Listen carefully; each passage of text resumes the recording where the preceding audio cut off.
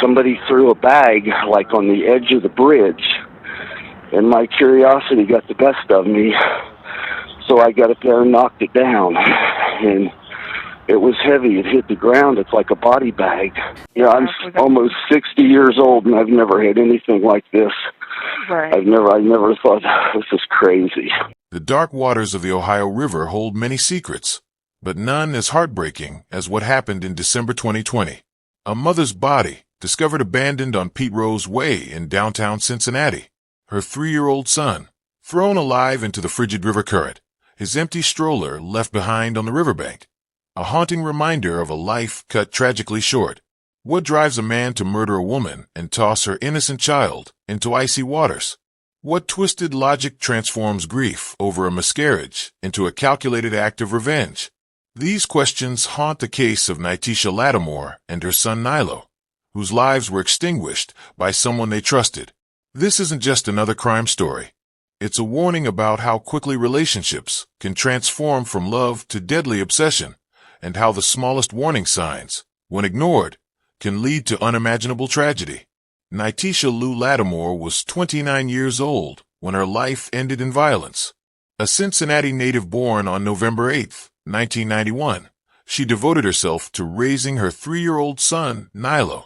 By all accounts, she was a loving mother navigating the challenges of life in Ohio, until she became involved with 23-year-old Deshaun Brown. Their relationship took a devastating turn in early December 2020. According to investigators, Brown stabbed Nyteisha to death in her Cincinnati apartment on December 5th, leaving her body there for 5 days before purchasing a body bag to dispose of her remains. But the horror didn't end there. The day after killing Nyteisha, Brown allegedly took her son Nylo to the Ohio River and threw the toddler, still alive, into the freezing waters. Despite extensive searches, Nylo's body has never been recovered. The motive? Prosecutors revealed that Nyteisha had been pregnant with Brown's child but suffered a miscarriage. Brown, in a disturbing twist of logic, blamed her for the loss and sought revenge by taking both her life and that of her innocent son. This case exposes the dangerous intersection of intimate partner violence, untreated mental health issues, and a relationship that deteriorated into deadly resentment. If you're interested in understanding how seemingly normal relationships can transform into deadly situations and how to recognize the warning signs before it's too late, stay with me until the end of this video. The story of Nyteisha and Nylo Lattimore contains crucial lessons that could save lives, perhaps even your own or someone you love. Throughout this video, I'll break down the psychological factors that led to this tragedy, identify the red flags that went unnoticed, and provide concrete steps you can take to protect yourself and your loved ones from similar dangers. These insights aren't just academic, they're potentially life-saving. Have you ever felt uncomfortable about a friend or family member's relationship, but weren't sure if you should speak up? Or perhaps you've experienced concerning behavior in your own relationship. Share your thoughts in the comments below, and let's start a conversation that could make a difference. Your engagement helps spread this important message to those who need it most. Nyteisha Lou Lattimore was born on November 8, 1991, in Cincinnati, Ohio, a city she would call home for her entire life. Growing up in the urban neighborhoods of Cincinnati shaped her perspective and resilience. Like many young women from modest backgrounds, Nyteisha navigated the challenges of urban life while harboring dreams of stability and happiness for herself and eventually her family. Friends described Nyteisha as warm-hearted and determined. She graduated from a local high school and worked various jobs to support herself, primarily in retail and service positions. Though she didn't pursue higher education, she valued learning and hoped to provide better opportunities for her children than she had experienced. Financial struggles were a constant in her life, but those who knew her remarked on her ability to remain positive despite these hardships. By her mid-20s, Nyteisha had established her own apartment in the Walnut Hills neighborhood of Cincinnati. This modest home represented independence and achievement for the young woman who had overcome numerous obstacles. She decorated it with personal touches, family photos, colorful throw pillows, and small trinkets that made the space uniquely hers. It was here that she would later welcome her son Nylo into the world. Nyteisha's social media presence, like many young adults, offered glimpses into her life. Selfies showing her bright smile, posts about her son, and reflections on life's ups and downs. These digital footprints paint a picture of a woman who found joy in simple pleasures and who centered her life around her child. Behind her smile, however, lay the everyday struggles of a single mother trying to build a secure future. Lattimore came into Nyteisha's life in 2017, transforming her world completely. The 3-year-old boy with bright eyes and an infectious laugh became the center of his mother's universe. Neighbors often saw them together at local parks, Nyteisha patiently pushing Nylo on swings or helping him navigate code playground equipment, his delighted squeals filling the air. Their modest apartment became a haven of childhood wonder. Despite limited resources, Nyteisha created a nurturing environment for her son. The refrigerator displayed Nylo's colorful scribbles, while toys were neatly organized in bins she had carefully selected. Each night, she maintained a bedtime routine of stories and cuddles, building the secure attachment that child development experts recognize as crucial for emotional health. On social media, Nyteisha proudly documented Nylo's milestones, his first steps, early words, and the small victories of early childhood. "My whole heart," she captioned one photo, showing Nylo grinning widely in new pajamas. Friends noted how motherhood had given Nyteisha new purpose and direction. She worked diligently to provide for him, often taking extra shifts when available. The bond between mother and son was evident to everyone who encountered them. Nylo's father, Tonio Hughes, remained involved in his son's life, but it was Nyteisha who provided the daily care and stability that formed the foundation of Nylo's young life. Nyteisha met Deshaun Brown in early 2020 through mutual friends at a local gathering. Brown, 6 years her junior at 23, presented himself as charming and attentive. Their relationship progressed quickly, with Brown soon spending considerable time at Nyteisha's Walnut Hills apartment. For Nyteisha, who had weathered previous disappointing relationships, Brown's initial attentiveness seemed promising. Friends later recalled that Brown appeared to integrate himself smoothly into Nyteisha and Nylo's life. He would bring small gifts for both mother and child, play video games with Nylo, and help with household tasks. On the surface, they resembled a happy family unit forming. Nyteisha shared hopeful posts about new beginnings and finding happiness on her social media accounts during this period. What remained invisible to outsiders were the early warning signs. Brown occasionally displayed jealousy when Nyteisha interacted with male friends or Nylo's father. He would check her phone when she wasn't looking and question her whereabouts. These behaviors, subtle at first, would gradually intensify as their relationship deepened. Deshaun Brown sits in jail, awaiting trial for the murder of a mother and her young son. He made a choice and he decided that this little boy's life wasn't worth what he had done to the mom and going to prison for the rest of his life. And he chose to kill Nylo in an incredibly barbaric method. Investigators say they found Nylo's blood on a blanket that was with Nyteisha's body. The toddler's stroller was also found by the Ohio River. Dieter says they believe Brown threw the boy in alive. It's a gruesome case. I cannot even imagine what that little boy was going through. Prosecutors say Brown stabbed Nyteisha Lattimore to death December 5th in her Walnut Hills apartment. They believe her body was left there for 6 days. And at some point, he purchased a body bag after that from eBay. Dieter says this is the bag. Out of respect for the family, we're not showing another photo, which Dieter says shows Brown carrying Nyteisha's body in that bag wrapped in a blanket.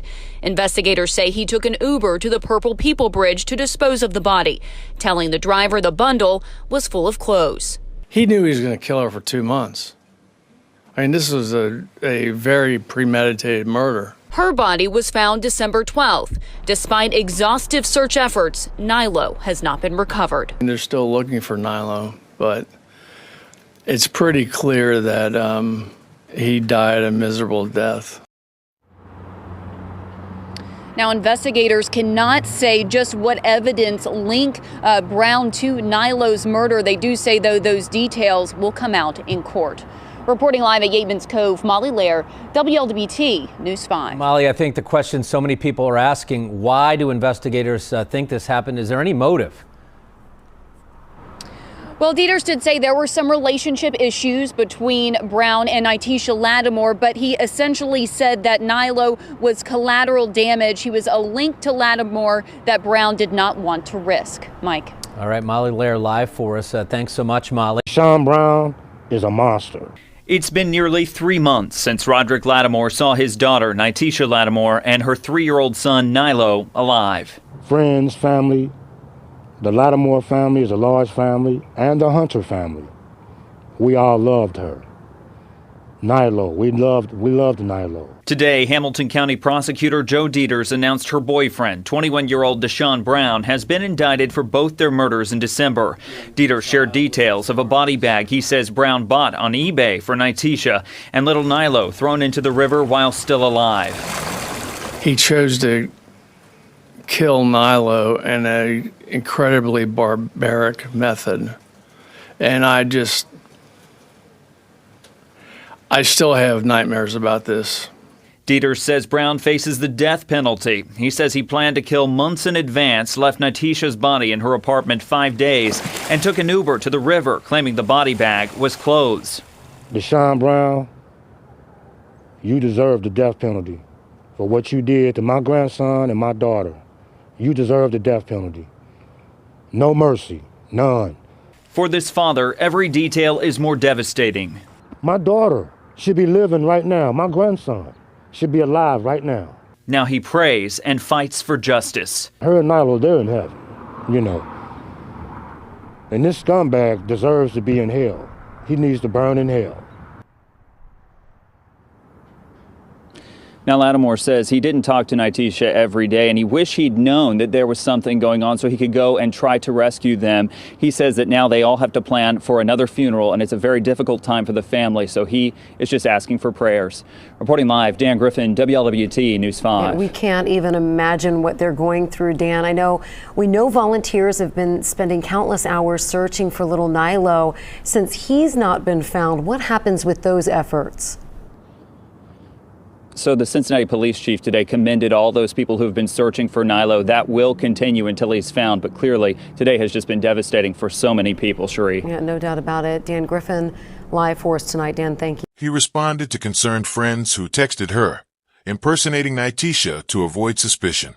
On December 10th, Brown purchased a body bag and cleaning supplies from a local store. Surveillance footage later captured this transaction, providing crucial evidence for investigators. He then wrapped Nyteisha's body in the bag and, using a rideshare service, transported her remains to Pete Rose way near the Ohio River. The driver, unaware of the contents, later reported the unusual weight of what Brown claimed was just some old clothes. Brown's behavior during this period demonstrated a disturbing level of calculation. He made no impulsive decisions, but methodically worked to distance himself from the crimes. He even attended a gathering with friends during this period, showing no outward signs of the horrors he had committed just days before. Have you ever noticed subtle changes in someone's behavior that made you uncomfortable? That inner voice warning you something wasn't right? This moment in our story represents a critical turning point where awareness could have made a difference. I'd like you to pause and reflect on this with me. The warning signs in Brown's behavior, his obsession with a miscarriage, increasing control over Nyteisha, mood swings, and isolation tactics, were red flags that, when recognized, might save lives. These patterns appear in many cases of domestic violence before they escalate to tragedy. Understanding them isn't just academic, it's potentially life-saving knowledge. If you've ever experienced that gut feeling about someone's changing behavior, or if you've noticed concerning patterns in a friend or family member's relationship, share your experiences in the comments below. What signs did you notice? How did you respond? Your insights might help someone else identify a dangerous situation before it escalates. For those watching who recognize these patterns in your own relationship or in someone close to you, remember that resources exist to help. National domestic violence hotlines provide confidential support and guidance. Local women's shelters offer safe havens, and law enforcement can intervene when threats emerge. As we continue with Nyteisha and Nylo's story, I want you to consider how community awareness and intervention might have changed their fate. Their story isn't just about a crime. It's about recognizing danger before it's too late. Stay with me as we examine how this case unfolded and what lessons we can learn from this tragedy. On the morning of December 12, 2020, a Saturday, a city worker making routine rounds near Pete Rose Way in downtown Cincinnati made a grim discovery. Partially concealed near the riverbank lay a body bag containing the remains of a young woman. The worker immediately contacted Cincinnati police, who responded to the scene within minutes, securing the area and beginning what would become one of the city's most heartbreaking investigations.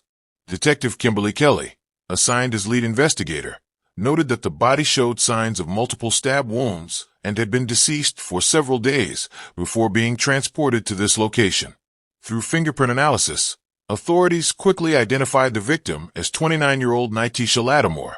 The discovery prompted immediate concerns about her 3-year-old son, Nylo, who was nowhere to be found. The crime scene yielded crucial evidence. The body bag itself provided a trail, as such items aren't commonly available to the general public. Surveillance cameras in the area had captured footage of a vehicle stopping briefly at the location during the early morning hours. Most telling was the discovery of Nyteisha's cell phone, which contained text messages and social media posts made after the estimated time of death, suggesting someone had been impersonating her to conceal the murder. With Nyteisha identified and no sign of 3-year-old Nylo, authorities immediately issued an Amber Alert on December 12th. The Cincinnati community mobilized in what would become one of the most extensive searches in the city's recent history. Police officers, firefighters, and hundreds of volunteers combed areas near Nyteisha's Walnut Hills apartment and along the Ohio River shoreline. The search took a devastating turn on December 13th, when investigators discovered Nylo's stroller abandoned near the Purple People Bridge, which spans the Ohio River between Cincinnati and Newport, Kentucky.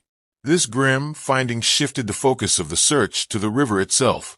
The Cincinnati Fire Department's water rescue team deployed boats equipped with sonar technology, while helicopters scanned the water surface from above. For weeks, despite freezing temperatures and challenging river conditions, the search continued.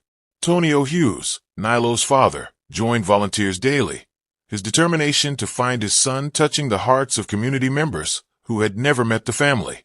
Local businesses donated supplies to search teams, and prayer vigils were held throughout Cincinnati. Detective Kelly later testified that evidence recovered from Brown's phone included location data, placing him at the river on December 6th, the day after Nyteisha's murder. This timeline, combined with the discovery of the stroller, led investigators to the horrific conclusion that Brown had thrown the child into the river while he was still alive. Despite exhaustive efforts that extended into the spring of 2021, Nylo's body was never recovered, a fact that continues to haunt investigators and the Cincinnati community to this day. Deshaun Brown was arrested on December 13, 2020, just one day after Nyteisha's body was discovered. Surveillance footage from stores where he purchased a body bag and cleaning supplies, combined with rideshare records and cell phone data, placing him at key locations, quickly made him the prime suspect. When officers arrived at his residence, Brown appeared unsurprised by their presence. During initial questioning, Brown attempted to maintain his innocence, claiming he hadn't seen Nyteisha for several days. However, as Detective Kelly presented the mounting evidence against him, his story began to unravel. After several hours of interrogation, Brown made partial admissions about his involvement in Nyteisha's death, though he initially claimed it was accidental. The most damning evidence came when investigators recovered deleted searches from Brown's phone, including queries about body bags, how long it takes for a body to decompose, and Ohio River current speed. These digital breadcrumbs, combined with physical evidence from the apartment and crime scene, created an overwhelming case against him, leading to charges of aggravated murder for both Nyteisha and Nylo. In late December 2020, Hamilton County Prosecutor Joe Dieters announced a comprehensive list of charges against Deshaun Brown. The indictment included 2 counts of aggravated murder with death penalty specifications, one for Nyteisha and one for Nylo. Additional charges encompassed felonious assault, gross abuse of a corpse, and tampering with evidence. The prosecution's decision to pursue capital punishment reflected the heinous nature of the crimes and the particular vulnerability of the victims. During the arraignment in Hamilton County Common Pleas Court, Brown appeared impassive as Judge Megan Shanahan read the charges. He entered a plea of not guilty to all counts. The judge ordered him held without bond, citing both the severity of the allegations and the risk he posed to the community. Prosecutor Dieters made a rare public statement following the hearing, calling the case one of the most sickening his office had ever handled. The charges carried potential sentences ranging from 15 years to life imprisonment, with the death penalty specifications adding the possibility of execution if Brown were convicted on the aggravated murder counts. As the case progressed through 2021, Brown's defense team pursued a strategy centered on his mental health. They filed motions requesting comprehensive psychological evaluations, arguing that Brown suffered from bipolar disorder, a condition specifically named in Ohio's 2021 law regarding death penalty eligibility for defendants with serious mental illness. 3 psychologists ultimately evaluated Brown, producing conflicting assessments of his condition. 2 concluded he did suffer from bipolar disorder, though they disagreed about whether this condition impaired his ability to understand the wrongfulness of his actions. The 3rd expert found no evidence of serious mental illness at all. Defense attorneys argued passionately that Brown's untreated condition had distorted his thinking, particularly regarding the miscarriage. They presented evidence of his increasingly erratic behavior in the months before the murders, including paranoid thoughts and mood swings consistent with bipolar disorder. Their central claim was that while Brown may have committed the acts, his mental illness rendered him ineligible for the death penalty under Ohio's new statute. Prosecutors countered with evidence of Brown's calculated actions, purchasing the body bag, methodically disposing of evidence, and using Nyteisha's phone to create alibis. These behaviors, they argued, demonstrated clear awareness of wrongdoing and the capacity for rational judgment, regardless of any mental health diagnosis. The prosecution maintained that Brown's actions showed premeditation and an understanding of consequences that negated the mental illness defense. On June 23, 2022, during a pretrial hearing, the proceedings erupted in chaos when Tonio Hughes, Nylo's father, lunged across the courtroom and attacked Deshaun Brown. Security footage captured Hughes vaulting over a table and landing several punches before deputies could restrain him. The emotional outburst reflected the raw grief still consuming Nylo's family nearly 18 months after the murders. Judge Shanahan held Hughes in contempt of court, sentencing him to 7 days in jail, though she later reduced this to just 1 day, acknowledging the extraordinary emotional circumstances. The incident garnered national media attention, with many expressing sympathy for Hughes' actions despite the breach of courtroom protocol. Outside the courthouse, community members gathered with signs supporting Hughes and demanding justice for Nylo and Nyteisha. The case had deeply affected Cincinnati residents, many of whom had participated in searches for Nylo's body. Local news coverage captured the community's continued anguish, with one supporter telling reporters, "That little boy never got his day in court. His father spoke for him today." The tragedy of Nyteisha and Nylo Lattimore reveals several warning signs that, in retrospect, signaled escalating danger. Brown's fixation on the miscarriage represented a critical red flag. His irrational blame and growing resentment indicated dangerous thought patterns that extended beyond normal grief. His increasing control over Nyteisha's movements and communications also signaled classic patterns of isolation that often precede violence. Perhaps most telling was Brown's changing attitude toward Nylo. His resentment of Nyteisha's relationship with her son and his comments comparing Nylo to the child they had lost should have raised immediate concerns. Experts in domestic violence note that jealousy toward children from previous relationships frequently indicates high-risk situations. Nyteisha's text messages to friends expressing that Brown had become scary sometimes represented a crucial moment when intervention might have been possible. Unfortunately, like many victims, she likely minimized these behaviors, believing she could manage the situation or that Brown would return to his earlier, more attentive self. Recognizing potential danger early is crucial. If someone begins showing obsessive jealousy, attempts to isolate you from support networks, or displays unpredictable anger. Take these signs seriously. Trust your instincts. That feeling of walking on eggshells around someone is your internal warning system activating.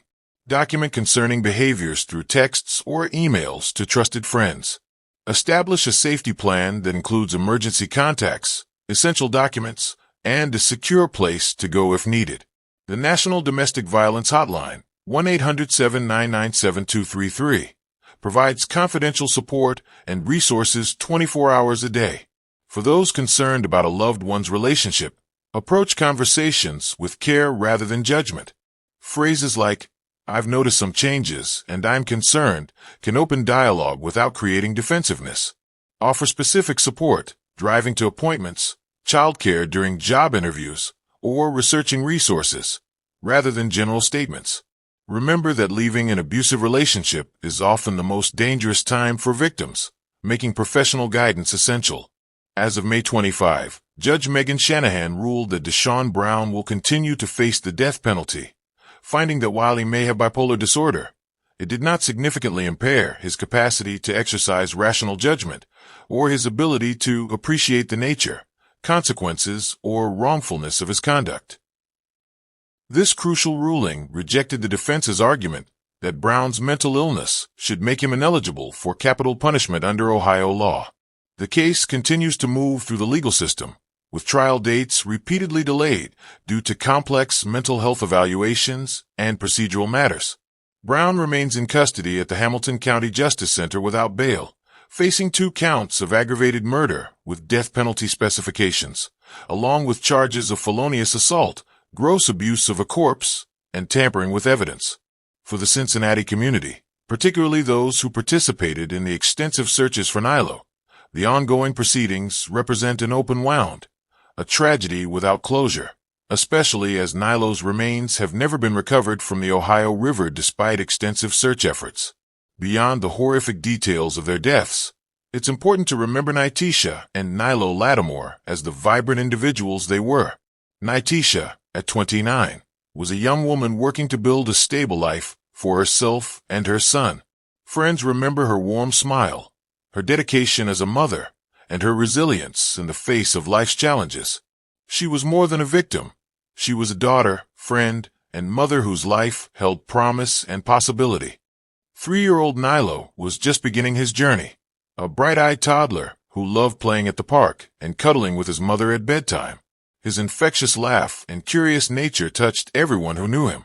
In the wake of this tragedy, community members established a memorial near the Purple People Bridge, where stuffed animals, candles, and children's toys honor the little boy whose body has never been found.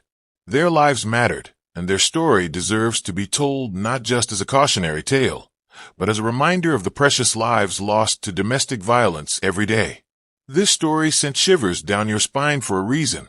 It reminds us how vulnerable we all can be when warning signs go unrecognized or unaddressed. The tragedy of Nyteisha and Nylo Lattimore isn't just another crime story. It's a wake-up call about the dangers that can hide within relationships and the importance of community vigilance. If this video helped you understand the warning signs of dangerous relationships, please take a moment to like this video and subscribe to Explosive True Crime Stories. Your engagement helps spread this crucial information to others who might desperately need it. The comment section below isn't just for reactions. It's a space to share experiences, resources, and support for those who might be facing similar situations. Consider sharing this video with someone who needs to hear it. Perhaps you know someone in a relationship that concerns you. Or maybe you work in education, healthcare, or community services where this information could save lives. One share could be the difference between tragedy and intervention. Remember, domestic violence thrives in silence and isolation. By discussing these issues openly, recognizing warning signs early, and knowing how to respond effectively, we honor the memories of Nyteisha and Nylo by potentially saving others from similar fates. Together, we can turn this heartbreaking story into a catalyst for awareness, action, and prevention.